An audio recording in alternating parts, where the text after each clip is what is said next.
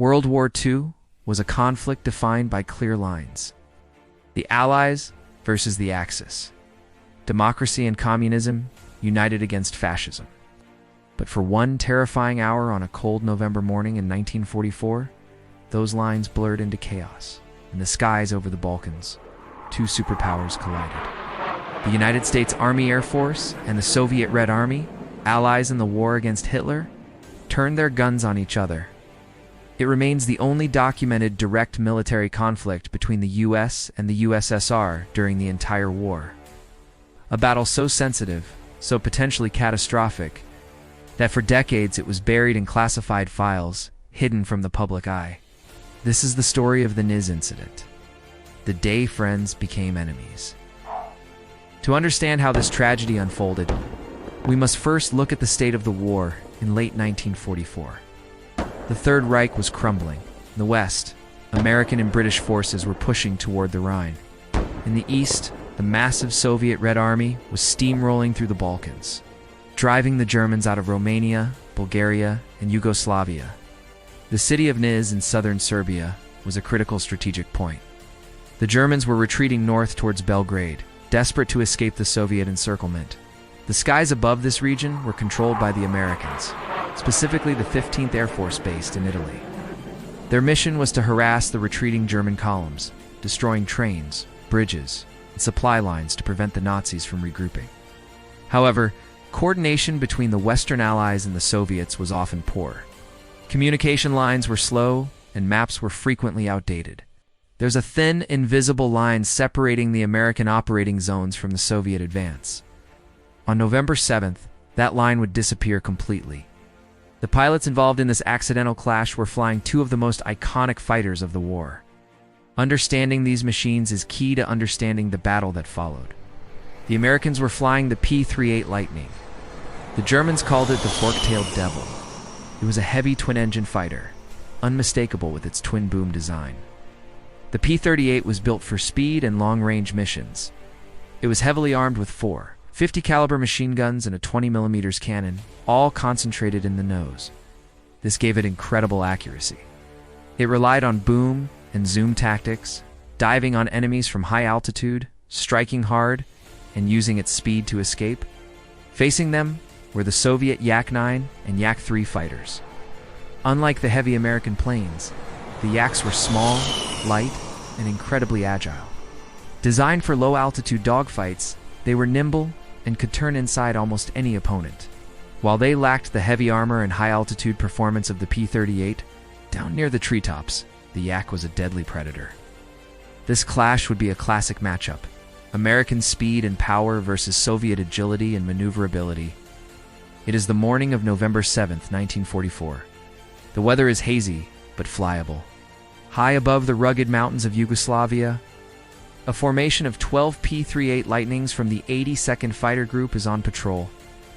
Their mission is to hunt for German targets of opportunity. Leading this formidable squadron is Colonel Clarence Edwinson, a seasoned combat veteran known for his aggressive leadership. As he scans the ground below, he spots something that catches his eye: a thick cloud of white steam rising against the gray landscape. It is a German steam train chugging slowly through the valley. Well, this wasn't their primary objective for the day. A target this exposed is simply too juicy to ignore. In war, disrupting the enemy's logistics is just as important as destroying their tanks. Let's go get it, boys. Edwinson commands over the radio. He flips his twin-engine fighter over and dives into an attack run, his squadron following tightly in his wake. The wind roars over their canopies as they gather immense speed, locking the locomotive into their sights. Fingers squeeze triggers. The P-38s unleash a torrent of heavy machine gun fire. The locomotive is riddled with bullets. Steam erupts violently from the punctured boiler, blinding the engineers as the American fighters pull up. G forces pushing the pilots into their seats as they soar back into the safety of the sky. But the enemy is not asleep, or so the Americans believe. Suddenly, the sky is filled with the black puffs of anti-aircraft flak. Shrapnel tears through the air, threatening the thin metal skins of the American fighters. To Edwinson, this confirms he has found a significant German stronghold. Everyone get low. Edwinson shouts, realizing the danger. The squadron banks hard, diving toward the deck to escape the explosive kill zone. Speed is life. But for one pilot, the order comes too late. A P-38 takes a direct hit from the ground fire. The aircraft shudders violently and bursts into flames. As the rest of the group scatters for safety, a desperate voice cracks over the radio. "I'm hit. I'm going down." Edwinson levels his plane just above the treetops, whipping his head around, searching for a white parachute against the dark terrain. Instead, he witnesses a tragic sight. A fireball slamming into a hillside, erupting in a pillar of black smoke. "Does anyone see a chute?" he asks, hoping for a miracle. The silence on the radio is deafening. Finally, a somber reply comes through. "Negative, sir." Fury fills Edwinson's heart. He has lost a man. The desire for revenge clouds his judgment. The American planes roar over the Serbian mountains, fueled by anger. Suddenly, the terrain drops away, revealing a wide valley housing an airfield near the city of Niš. To Edwinson, this looks exactly like the target area described in their mission briefing. Seconds later, he spots movement. A long column of trucks, tanks, and infantry moving north on the road to Belgrade. In his mind, there is absolutely no doubt. These must be the retreating Germans they were sent to destroy. This is their chance to make the enemy pay for the lost pilot. There are those sons of B**************, blue flight. Get that German convoy. Red and yellow flights. Hit the airfield. Oh, yes, sir. But a terrible mistake is about to happen. A mistake born from navigation errors and the chaos of war. The troops below are not Germans. They are the Soviet 6th Guards Rifle Corps and Yugoslav partisans. Unaware of the danger, they are in the middle of a parade. They are celebrating the 27th anniversary of the October Revolution, a major Soviet holiday. Soldiers are singing, marching, and waving Soviet flags proudly in the air. The mood is festive. They believe the skies belong to their allies. The rumble of aircraft engines interrupts their song. They look up, and seeing the distinctive twin-boom shape of the P-38s, they smile and wave. They recognize the American planes. The celebration continues. They have no idea that the aircraft breaking formation above are lining up for a strafing run. The lightnings bear down on the column, engines screaming like banshees. A few sharp-eyed Soviet officers realize the horror of what is happening. They frantically grab red flags, lifting them high, standing on top of trucks, waving desperately. They are praying the Americans will see the red stars, but it is too late. The pilots, flying at over 300 miles per hour, blinded by distance and the adrenaline of the kill, do not notice the markings. They pull the triggers. The Soviet column is shredded as heavy-caliber bullets tear through men and vehicles alike. The celebration turns into a massacre in seconds. Panic erupts under the storm of American lead. Trucks explode. Men dive into ditches. Then, the bombs fall. Explosions rip through the convoy, inflicting heavy casualties on the troops, who thought they were safe among friends. Among the dead is Lieutenant General Gregory Kotov, a high-ranking Soviet commander. At the nearby airfield, the sound of distant blasts alerts the base. Lookouts spot the swarm of aircraft diving towards them. Sirens wail across the tarmac. Soviet soldiers rush to man the anti-aircraft guns. They assume this is a surprise Luftwaffe attack. The guns roar to life, sending tracers streaking into the sky to meet the attackers. In the air, Edwinson leads his men toward what he firmly believes is a Luftwaffe base filled with German Messerschmitts. Anti-aircraft fire sweeps through the American formation, pinging off their holes. But they press the attack. 20mm shells and 50 caliber rounds pour from the P-38s, smashing into the earth and ripping apart the rows of parked aircraft. Pull up. The Lightnings pull out of their strafing run, but one pilot fails to rise. It is Second Lieutenant Alden Coulson.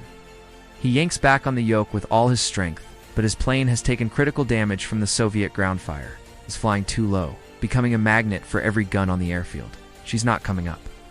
More rounds strike his aircraft. The wings and elevators are shredded, and control slips from his hands. The P-38 crashes a kilometer from the runway, exploding on impact with Coulson inside. Edwinson sees the explosion, and his rage boils over. He orders his men to regain altitude and strike again. Below, the Soviet gunners continue firing at what they think are German FW-189 reconnaissance planes, which had a similar twin-boom shape to the P-38. Amidst the fire and smoke, Red Army pilots sprint to their remaining Yak fighters. They are scrambling to defend their lives. Among the Soviet pilots are ace Alexander Koldunov and his wingman, Junior Lieutenant Shipula. Koldunov is a legend in the making, a man who would go on to become one of the top aces of the war. As they taxi, Koldunov sees the Americans turning back for another pass. They line up and slam the throttle forward. The Yak-9 South roar down the runway, lifting off directly into the terrifying sight of enemy fighters looming overhead. The two Soviets skim the treetops, racing to gain speed and energy. Behind them, the rest of the Soviet squadron is not so lucky. They take off in a large, vulnerable group. The Americans, who have already lost 2 men, show no mercy. Get those planes before they gain altitude. The P-38s dive at maximum speed using their superior energy. Bullets tear through the rising Soviet planes. One Yak is instantly destroyed and several others are damaged before they can even retract their landing gear. The survivors break into desperate evasive maneuvers, but one Soviet pilot sees an opening. As a P-38 pulls out of a dive, the Soviet pulls his Yak upward and fires. The American plane flies straight through the burst of cannon fire. It bursts into flames and spins violently out of control. The pilot, Second Lieutenant Philip Brewer, is trapped. His plane plummets to the earth, crashing northeast of the airfield. The P-38s climb high, escaping the ground fire. Edwinson looks down to see burning wreckage scattered across the valley, both friend and foe. This fight is becoming much harder than he anticipated. These enemy pilots are skilled, aggressive, and their planes are dangerously agile. Make a defensive circle. We're shooting our way out. Meanwhile, Koldunov and Shipula are racing low over the trees, reaching speeds of over 400 kilometers per hour. They are isolated, but as they watch the Americans slaughtering the helpless column on the road, they know they have no choice. They must engage. The pair of Yak-9 South pull up into a steep vertical climb. History is being made. For the first time, fighters of the United States and the Soviet Union are about to face off in all-out air-to-air combat. Shipula attacks first, sweeping in at high speed. He opens fire with his cannon and machine guns. His rounds strike one of the P-38s, damaging its fuselage, but the sturdy American plane stays in the air. Shipula zooms past, using his momentum, but the American pilot calls for help.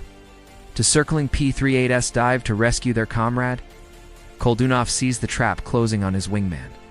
He shouts a warning over the radio just in the nick of time. Shipula brakes hard, utilizing the Yak's superior turning radius, narrowly escaping a lethal burst of fire. He twists and turns, dodging the American guns, but he is on the defensive against the heavier American metal. Koldunov charges into the melee, his heart pounding.